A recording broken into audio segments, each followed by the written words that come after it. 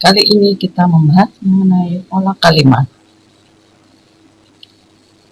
Pola kalimat ini adalah SPOK. Apa itu SPOK? SPOK adalah subjek, predikat, objek, dan keterangan. Tentunya Anda sudah tahu ya mengenai ini. Pola kalimat yang disebut pola kalimat adalah, jadi SP di sini subjek plus objek. Lalu Anda lihat di sini pada saat objek tulisannya plus min. Plus min itu artinya boleh ada, boleh tidak. Dan juga yang keterangan juga plus min, boleh ada, boleh tidak. Jadi yang wajib ada adalah subjek predikat. Kalau Anda misalnya melihat suatu kata-kata panjang, tapi kalau diperhatikan, diperinci, bentuk itu tidak memenuhi subjek dan predikat, jadi itu bukan kalimat walaupun panjang. Nah, inilah hati-hatinya ya. Mungkin bisa saja seseorang menulis panjang, mungkin di dalam skripsi atau di dalam penulisan lain, mungkin tulisannya berapa baris. Tapi contoh misalnya banjir yang melanda negeri ini pada 5 tahun yang lalu yang mengakibatkan, nah semacam itu. Jadi panjang tapi hanya subjek bisa saja terjadi. Nah, jadi Anda perhatikan ya. Nah, ini saya saat ini fokus pada pembahasan subjek predikat saja dulu. Ini subjek dan predikat yang merupakan inti suatu kalimat.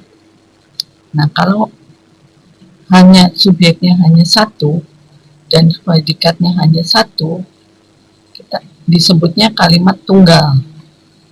Jadi ingat, subjek hanya satu, predikat hanya satu. Itu adalah kalimat tunggal. Subjek menjawab pertanyaan apa atau siapa. Ini menjawab pertanyaan siapa. Contoh, Budi membaca buku. Siapa yang membaca buku? Jawabannya apa? Budi. Berarti Budi adalah subjek. Sekarang menjawab pertanyaan apa. Apel dimakan oleh adik. Apa yang dimakan oleh adik? Jawabannya adalah apel. Berarti apel adalah subjek. Sekarang mengenai predikat. Predikat menjawab pertanyaan mengapa atau bagaimana. Ini contoh menjawab pertanyaan mengapa atau bagaimana. Budi membaca buku. Mengapa Budi? Bagaimana Budi? Jawabannya membaca. Jadi membaca adalah predikat. Posisi SPOK, subjek predikat objek keterangan atau disebutnya pola kalimat, diisi oleh kelas kata apa. Ini penting ya, Anda harus tahu, karena kalau Anda tidak tahu tempat posisi ini, Anda nanti pada saat menjawab pertanyaan SPOK, Anda bisa menebak-nebak saja. Tapi Anda harus tahu pengisian pola kalimat ini oleh kelas kata apa. Posisi subjek diisi oleh nomina atau kata benda. Contoh, adik membaca buku. Yang termasuk nomina atau kata benda sehingga bisa menduduki posisi subjek adalah hubungan kekerabatan, misalnya adik, kakak, ayah, ibu, paman. Jadi ini adik, kakak, ayah, ibu, paman ini termasuk kelas kata benda ya, sehingga bisa menduduki posisi subjek. Nama orang misal Budi, Ani, Pak Bambang, ini juga bisa menduduki posisi subjek. Jadi intinya baik yang poin pertama hubungan kekerabatan maupun yang nama orang, di intinya adalah orang bisa menduduki posisi subjek karena termasuk dalam kelas kata benda. Nama jabatan Pak Jenderal, Bu Haji, ini juga masih masuk kategori orang ya. Orang tadi berarti kelas kata benda. Misalnya Pak Jenderal sedang memimpin rapat, misalnya. Jadi nama jabatan itu bisa menjadi subjek.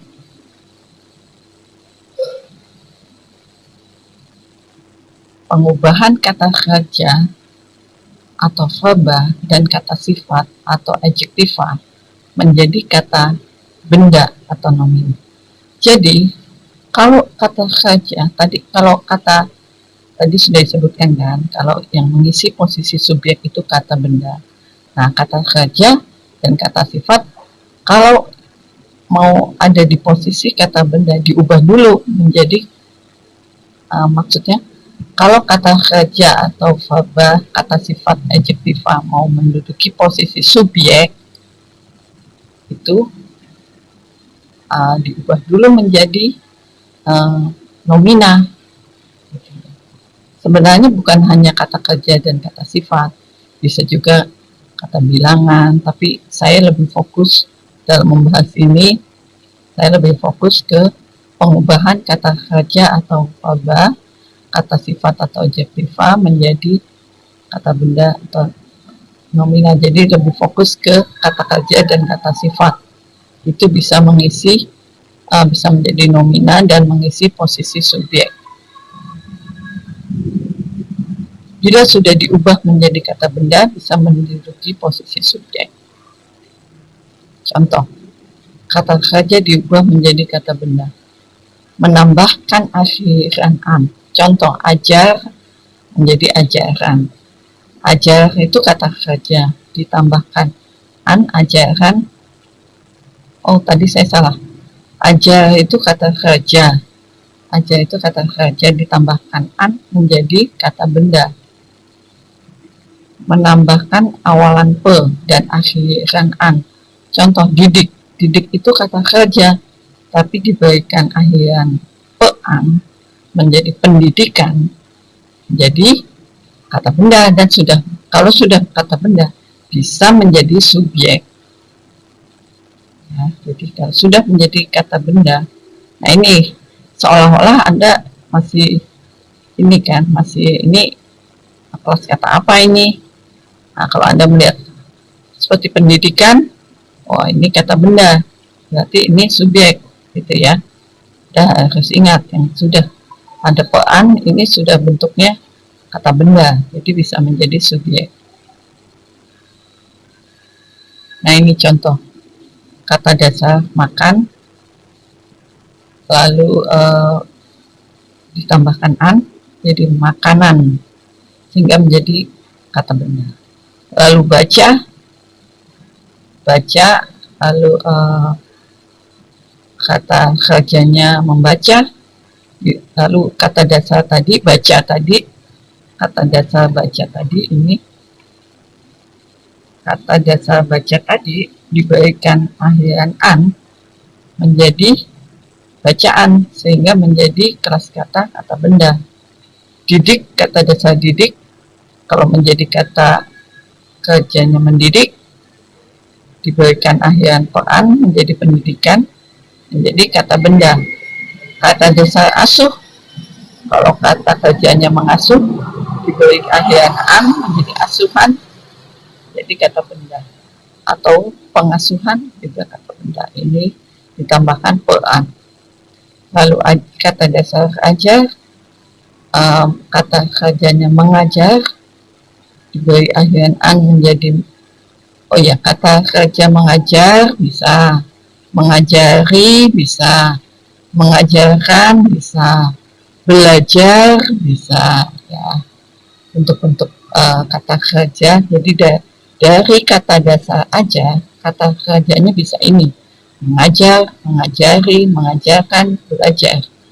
Lalu dari kata dasar aja diberi akhiran an menjadi ajaran, menjadi bisa menjadi kata benda. Pelajaran, akhir awalan dan akhiran pean menjadi kata benda. Pengajaran,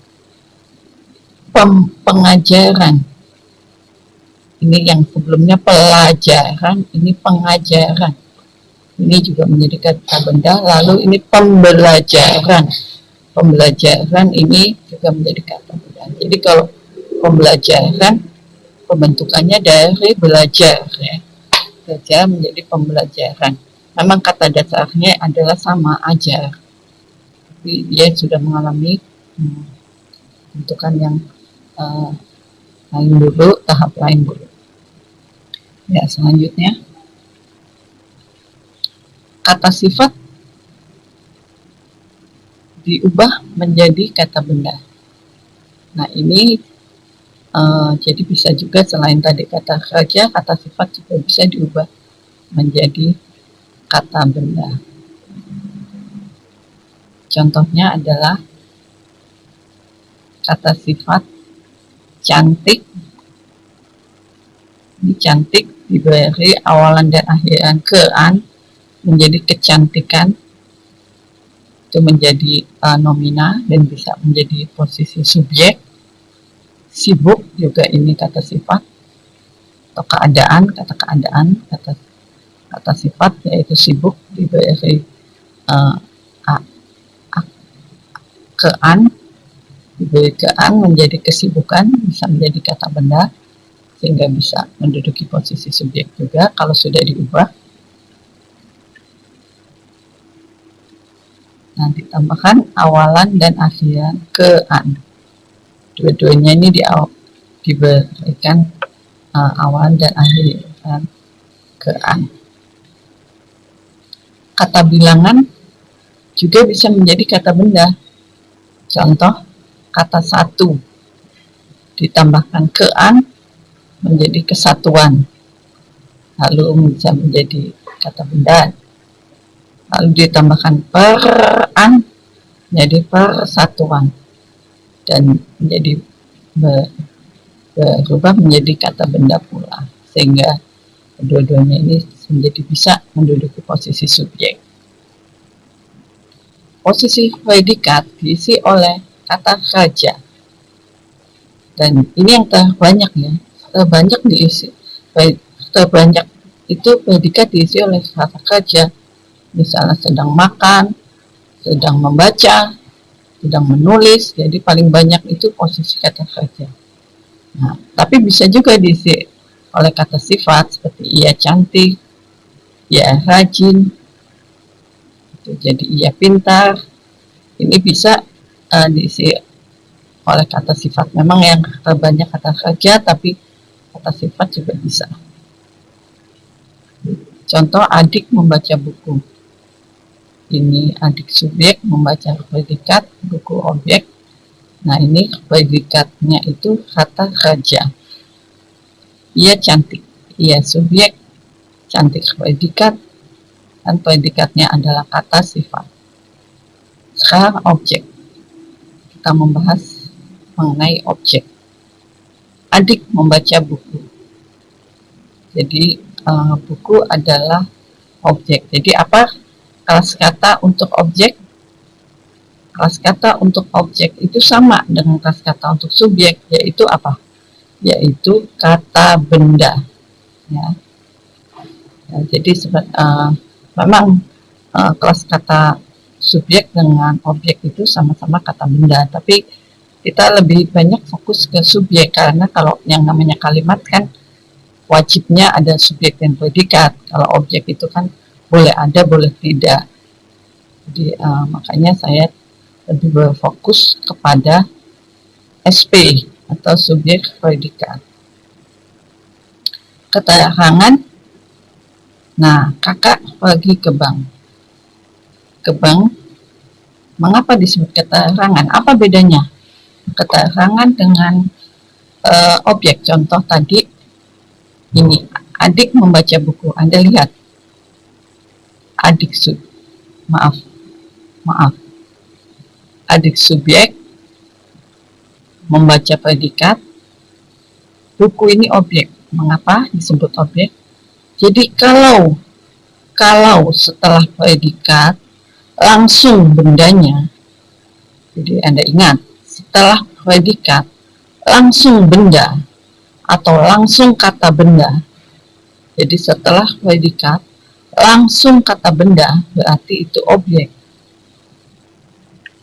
Tapi kalau di sini setelah predikat didahului kata penghubung. Ya, jadi setelah predikat didahului kata penghubung dulu. Nah, sehingga ini disebut keterangan. Ya, sudah jelas ya. Apa perbedaan objek dan keterangan? Mengapa disebut objek? Mengapa disebut keterangan? Perbedaannya di sini. Tadi, kalau keterangan didahului kata penghubung dulu. Di, ke, dari, atau dengan,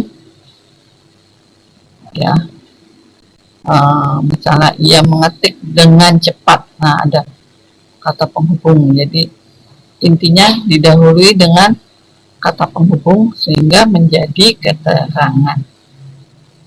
Ya, ini atau bisa ya disebut kata depan. Kesalahan yang sering terjadi. Contoh, ibu yang sedang berjalan cantik. Nah, kadang-kadang orang menganggap ibu subjek,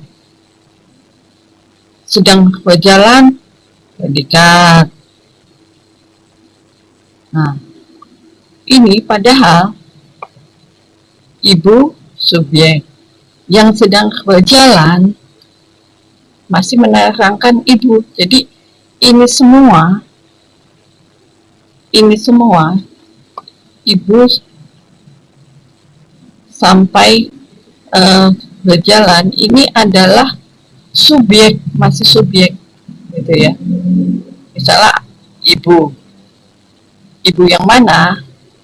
Ada ibu yang sedang berdiri, ada ibu yang sedang membaca, ada ibu yang sedang berbincang-bincang. Nah, itu ibu yang mana? Di sini fokusnya adalah ibu yang sedang berjalan. Jadi ibu yang sedang berjalan ini subjek, baru predikatnya adalah cantik. Jadi jangan salah ya, jangan salah Anda misalnya saat perincian. Nah, ini Anda bisa berlatih latihan SPOK. Nah, ini contoh-contohnya. Perhatikan, ada bisa contoh nih, dalam rangka perubahan paradigma percepatan bisnis, di depan ada kata dalam, ingat, tidak mungkin subjek. Jadi jangan salah, bukan berarti semua yang di awal subjek, kan gitu ya. Nah, ini pembahasan mengenai latihan SPOK tidak dijelaskan di video ini, tapi semoga akan dapat segera dibuat video lanjutan yang menjelaskan mengenai latihan-latihan SPOK ya.